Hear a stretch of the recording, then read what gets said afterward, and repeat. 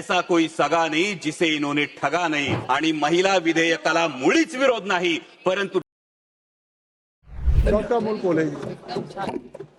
धन्यवाद अध्यक्ष महोदय। आज या ऐतिहासिक क्षणी बोलताना मुद्दाम डोक्यावर फुले पगडी घालून उभा आहे बोलायला, कारण जेव्हा या देशामध्ये ढोल गंवार शूद्र पशु नारी सब ताड़न के अधिकारी हे ब्रह्मवाक्य मानलं जात होतं, त्याचं पालन होत होतं, तेव्हा स्त्री स्वातंत्र्याचा स्त्री शिक्षणाचा पुरस्कार करणारे पहिले समाज सुधारक कोण होते, तर ते महात्मा ज्योतिराव फुले होते।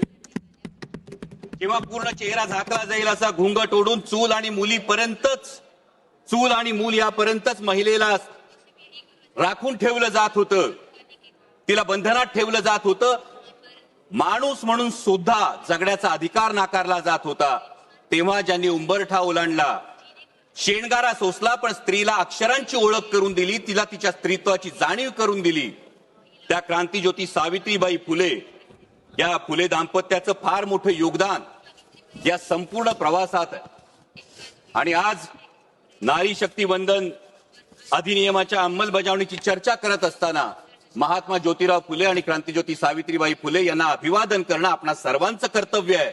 आणि त्याच वेळी त्यांच्या द्विजन्म शताब्दी वर्षातही अजूनही त्यांना भारतरत्न पुरस्कार आपण देऊ शकलो नाही, हे देशाचं दुर्दैव आहे। अध्यक्ष महोदय, महात्मा ज्योतिराव फुले, तथागत भगवान गौतम बुद्ध आणि संत कबीर यांना गुरुस्थानी मानणाऱ्या डॉक्टर बाबासाहेब आंबेडकरांनी जे इंग्लंड अमेरिकेला जमलं नाही ना, ते करून दाखवलं। संविधानाच्या अंमलबजावणीपासून पहिल्या दिवसापासून हा महिलांना मतदानाचा अधिकार दिला। आणि ही नररत्न ज्या महाराष्ट्रात जन्मली, त्या महाराष्ट्राचा मी मावळा आहे। या महाराष्ट्रात एक फार मोठा मातृत्वाचा, नेतृत्वाचा आणि कर्तृत्वाचा वसाडी वारसा आहे। जो मातृत्वाचा वसाडी वारसा आहे तो राष्ट्रमाता जिजाऊ माँसाहेबांचा आहे, कर्तृत्वाचा वसाडी वारसा क्रांतीज्योती सावित्रीबाई फुल्यांचा, आणि नेतृत्वाचा वसाडी वारसा पुण्यश्लोक अहिल्याबाई होळकरांचा आहे। आणि त्यामुळे या महिला आरक्षण विधेयकाला विरोध असण्याचं काही कारणच उद्भवत नाही।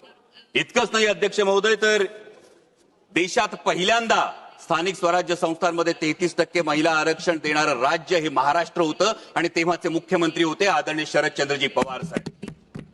देशाला पहिलं महिला धोरण देणारे, संरक्षण दलात महिलांना नोकरीची संधी देणारे, वडिलोपार्जित संपत्तीमध्ये सुद्धा महिलांना वाटा देणारे आदरणीय शरदचंद्रजी पवार साहेब होते। आणि त्यामुळे या महिला आरक्षण विधेयकाला विरोध करण्याचा मुळीच प्रश्न नाही। आणि जर कोणी म्हणत असेल की, कुणाला वाटत असेल की हे करून आपण उपकार करतो, तर त्यांना एवढंच सांगू इच्छितो की उपकार आपण करत नाही आहोत, तर त्या मातेनं आपल्याला जन्म दिला आणि हे जग बघण्याची संधी दिली, हा तिचा आपल्यावर उपकार आहे।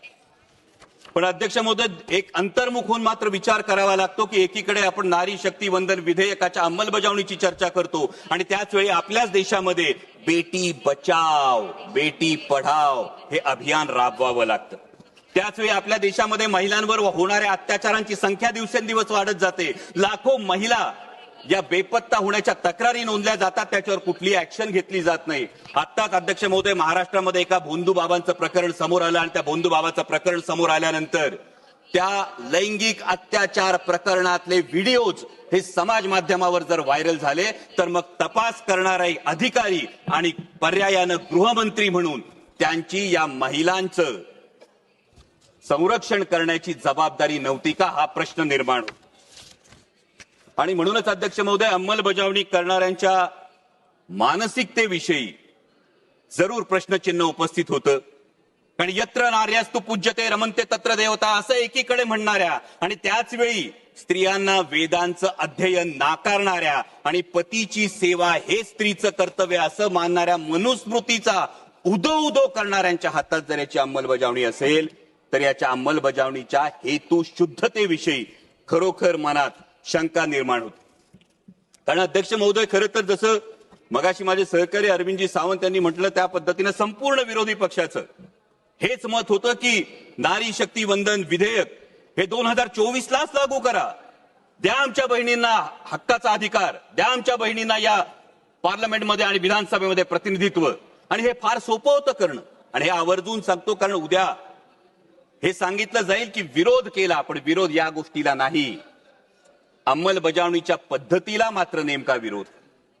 कारण अध्यक्ष महोदय, नारी शक्ती वंदन विधेयक जे आपण 2023 मध्ये पारित केलं, त्याच वेळी त्यामध्ये फक्त सेन्सस, पॉप्युलेशन सेन्ससचा जर एक मुद्दा बाजूला गेला असता, डिलिमिटेशनचा मुद्दा बाजूला गेला असता, तर 2024 मध्येच हे विधेयक लागू करता आलं असतं आणि आता ही चर्चा करण्याची आवश्यकता भासली नसती. उलट 33% महिला भगिनी या संसदेचा भाग असल्या असत्या.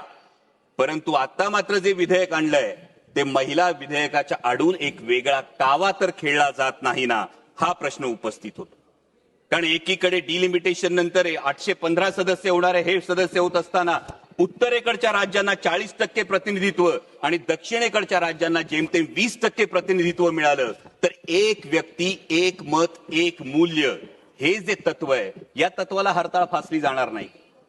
दुसरीकडे महत्वाचा मुद्दा हा आहे की समजा शाळेमध्ये एक विद्यार्थी आहे, तो विद्यार्थी चांगला अभ्यास करतो, चांगला अभ्यास करून चांगल्या गुणांनी पास होतो.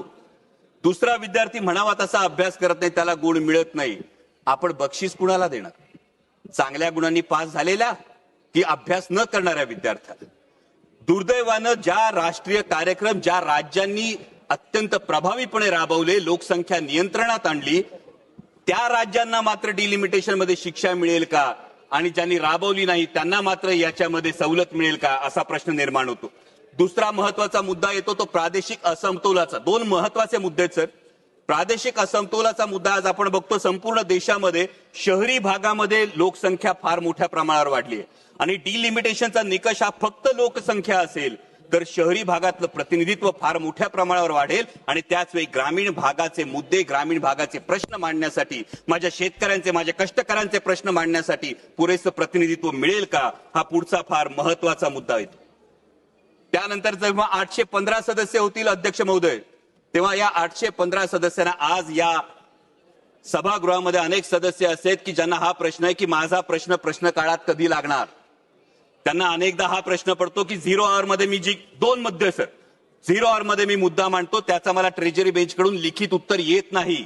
मला जो खासदार निधी मिळतो तो केवळ 5 कोटी रुपयांचा मिळतो. 24 लाख लोकसंख्या असते, म्हणजे रुमाल दिला आणि कोट शिवायला सांगितला अशी परिस्थिती आहे. माननीय स्पीकर, त्यामुळे या डिलिमिटेशनच्या विषयी जवाब देने के लिए कहा सर, कंक्लूड कर रहा हूं सर. त्यामुळे या डिलिमिटेशन विषयी पारदर्शकता आणि सुस्पष्टता असणं हे अत्यंत आवश्यक आहे, जेणेकरून कुणावरही अन्याय होणार नाही. आणि त्याच वेळी जे माझे मित्र पक्षातले साथीदार आहेत त्यांना फक्त एक सल्ला देऊ इच्छितो की काही लोकांचा इतिहास असा असतो की ज्यांच्या वेळी असं म्हटलं जातं ऐसा कोई सगा नाही जिसे इन्होंने ठगा नाही. त्यामुळे यावर मतदान करताना याचा आपण जरूर भान ठेवाल अशी अपेक्षा व्यक्त करतो. आणि महिला विधेयकाला मुळीच विरोध नाही, परंतु डिलिमिटेशनच्या बाबतीत पारदर्शकता आणि सुस्पष्टता असायला हवी अशी मागणी करतो. धन्यवाद. जय शिवराय.